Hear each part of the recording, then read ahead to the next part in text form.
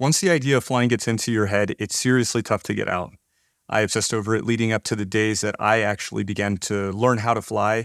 But even today, I still obsess over it. But there's also this mental pushback, like the little voice inside of my head saying, are you doing something that could get you killed? And the honest answer is yes, you can die in a paramotor crash.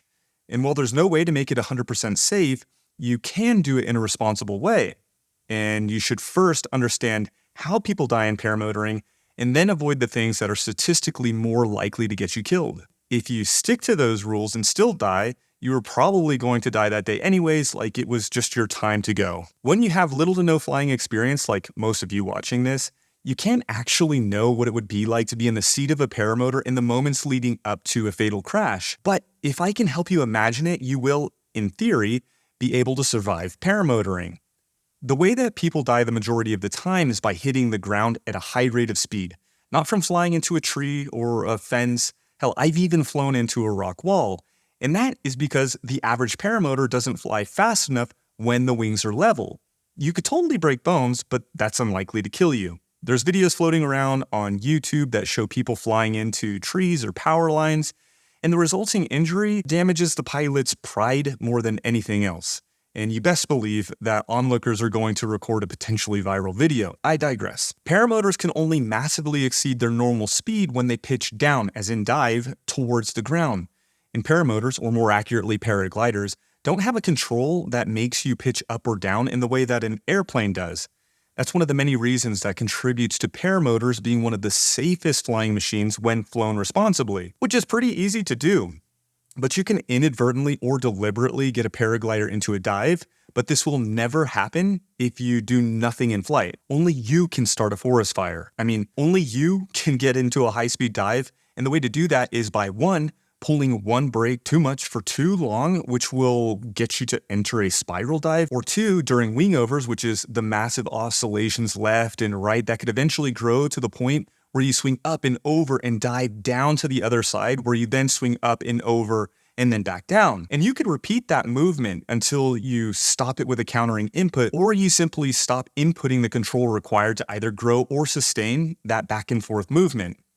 Practicing wingovers up high is statistically safe, but with confidence comes complacency, and for some, there will be a temptation to do wingovers closer and closer to the ground. The straw that breaks the camel's back is a momentary mistiming during a time that precision is required to live.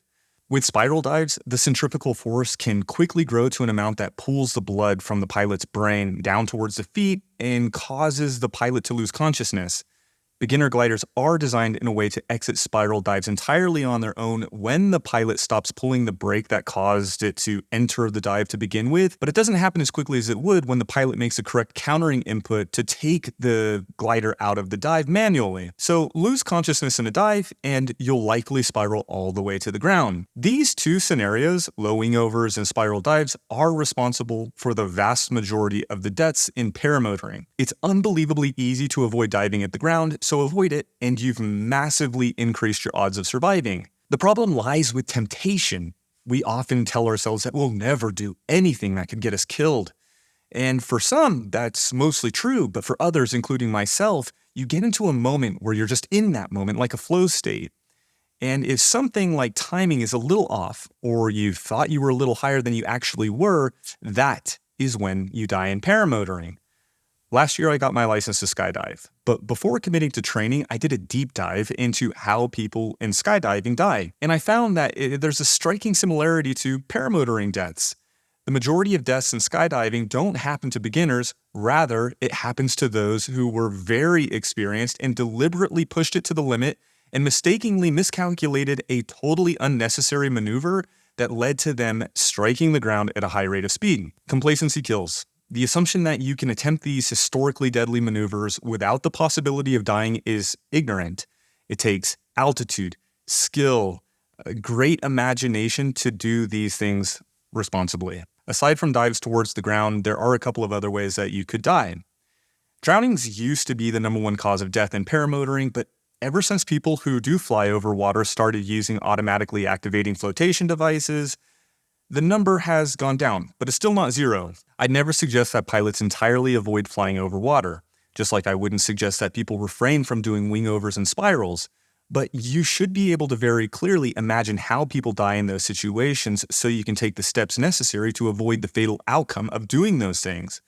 But you need to go a step further and imagine all of the possibilities. For example, if you're about to land in water, you can anticipate being anxious to some extent to overcome the desire or the drive to hyperventilate because you'll need to hold your breath just before you hit the water. And you'll also want to disconnect every little strap so that you can swim away. And should the paraglider and all of its lines come crashing down onto you, then you'll need to swim down and then away. And once you've made it away, how far is the shore? This is the sort of imagination that you need to have. If you never fly over water, then you obviously don't need to waste your time imagining how to survive water landings. And lastly, there's bad weather. And personally, there's nothing that I fear more than this because everything you know, all of the skills and training is completely useless when you're helplessly out of control and at the mercy of the sky. Overcome your temptation to launch if there's any inclination that the conditions could threaten your safety. Only choose to fly when the air is stable, and you will survive, so long as you avoid those other historical killers that I previously mentioned. To sum it up, there's 4 ways that people statistically die or get seriously injured in paramotoring. So for those of you who are on the fence about getting into the sport but aren't sure if you can do it safely, consider these things extensively and you'll almost certainly survive the unbeatable experience that flying affords all of its participants. Let me know in the comments if there is anything else you think could contribute to the topic, and if you're wanting to fly but haven't started yet, mention your fears down below. I will see you guys in the next one.